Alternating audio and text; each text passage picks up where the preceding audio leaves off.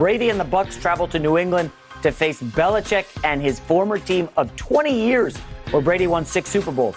Brady Sr. was happy to provide some bulletin board material, saying, quote, "I started salivating when I saw that we played the Patriots in the 4th game of the season, that we're coming up here to make our record 4-0. Patriots fans would probably agree, since ticket prices for the game, they're reaching astronomical levels. Greg Jennings, how important is this matchup for Brady and Belichick's legacies? So both of their legacies are cemented, are set. But this puts a little feather in the cap for the winner, the one who can walk away with bragging rights. We all have been there, where we've been on the opposite side of a friend, foe, whatever the case may be. LeVar, in professional sports, playing your team that drafted you, and they didn't believe in you enough to keep you on the roster, and you want nothing more than to get back at them. And they want nothing more than to prevent you from walking away with the win. That's what this is all about. Tom Brady is the ultimate competitor. Bill Belichick is the ultimate competitor. They both want to win in the worst way, but they're both going to say the right things. I love what Tom Brady is doing here. He's letting it be known. Yes, this is important. It means something. I saw that. And just like any other competitor, when you have been outed, when you have been counted out, and you have an opportunity to get back, you want all of that get back. You want every piece of that get back. And so for Tom Brady, it doesn't get any better.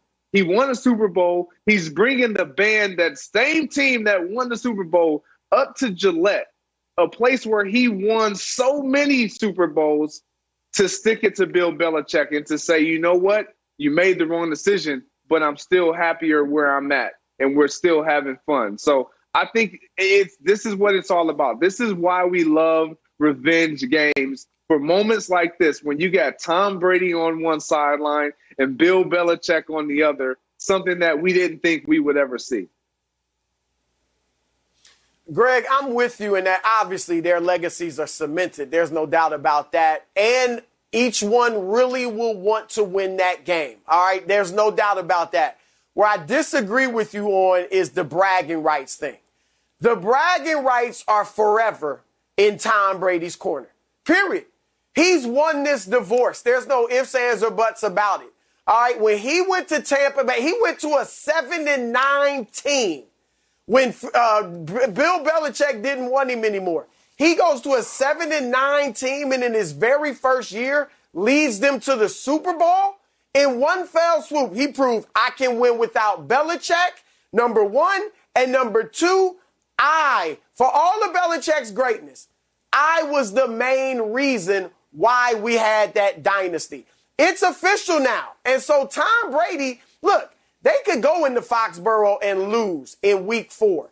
But that is not going to shift the balance of power in this debate to Bill Belichick. It's just a regular season game.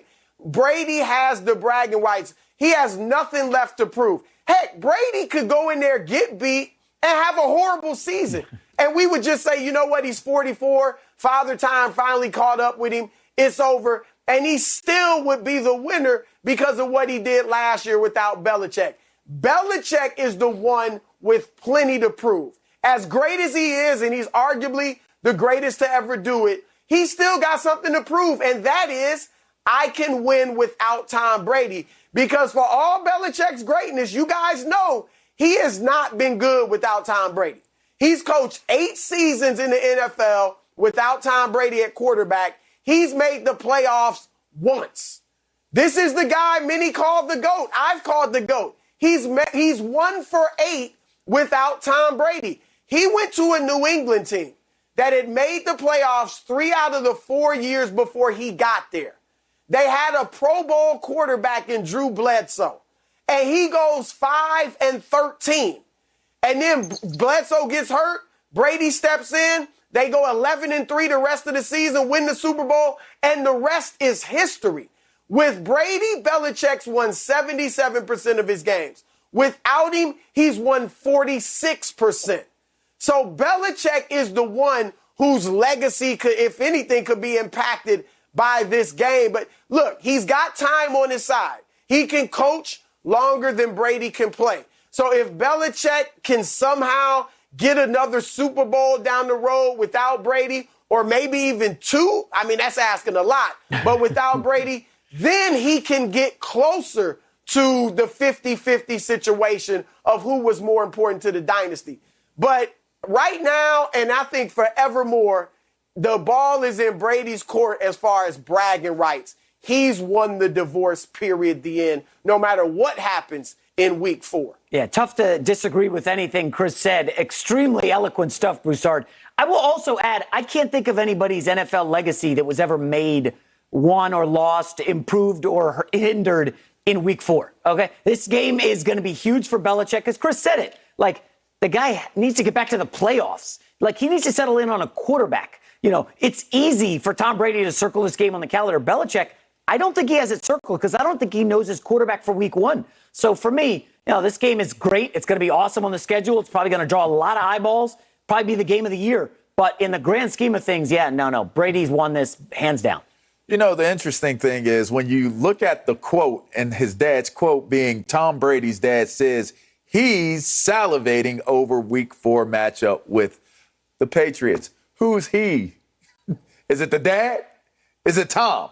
Is it both of them? It's kind of cryptic, and I like that here. And listen, you can be salivating over having the opportunity to play against your old team, all right? You could be excited about it. And you're right, you do carry a chip on your shoulder. I remember when we played against the Washington football team, my first year my only year without that team in New York, and it meant everything to me to win that game. But I don't generally ever think about it. And maybe it's because I didn't have the type of career Tom Brady had with his former team. But I don't look at this as a legacy builder at all. In fact, when you think about the elements that are involved, Bill Belichick is basically the GM. Bill Belichick he controls the offense. He controls the defense. He controls the special teams. Pretty much all things Patriots, business. Tom Brady's the quarterback. Now, you may be sitting there like, he controls the personnel as well. He can give influence. He can give opinions. He can say, this works for me.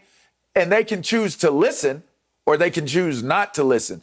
Bill Belichick has autonomy to do what he wants to do in charge of the Patriots. So when this matchup takes place, this isn't Bill Belichick versus Tom Brady. This is Bill Belichick versus Bruce Arians and the front office of Tampa Bay. And we'll see who has the better team on the field that day. So in the end, if Tom Brady happens to have a bad day, if the Patriots happen to have a bad day, it's hard to sit there and say we're going to pinpoint whatever it was that took place in this win or loss for either team and say we're going to trace that to Tom Brady. But you can trace what it is that's going on with the Patriots to Bill Belichick. So it's an uneven playing field. It's an unfair comparison or pitting against. It's like I always hate when people say, they're going to go head to head. When we used to play against teams that had great linebackers or 2 quarterbacks or 2 receivers in the same game, they're going head to head today. No, they're not. No, they're not. If you're out there and Megatron is out there and Greg Jennings is out there, Greg Jennings is going against the cornerback that's in front of him. You know what? Megatron's going against the corner and the safeties that's in front of him. He's not going against Greg head-to-head. So to me, when I look at this is not a head-to-head challenge that makes or breaks a legacy. It's a game that we'll enjoy watching because we know the history between the two of them. Yeah, I agree with a lot, but I disagree with even more. And Chris, well, I'll start with you, LeVar. When it comes to being head-to-head, it is more of a head-to-head with Tom Brady and Bill Belichick. And this is the reason why, because you got Cam Newton, that quarterback, who's gonna come up to Bill Belichick and say, we already know what this is. No words need to be spoken. We know how you feel. No words need to be spoken. Tom Brady doesn't have to say anything to his guys in Tampa. Bill Belichick doesn't have to say anything to his team. They know. We all have been there. We know what it means for a player to either be departed or to be outed and then have to face that same team. No word needs to be spoken. It is head-to-head. And when I played against other great receivers, yes, I was competing against their defensive backs, but it was who can outperform who? Who's going to have the better showing? Who's gonna walk away with Not bragging disagreeing rights? with that, Chris, but that's not head to Chris, head. this is where I'm not. Yes, no, they're not gonna line up head to head. That's But it is, competing. that's Everything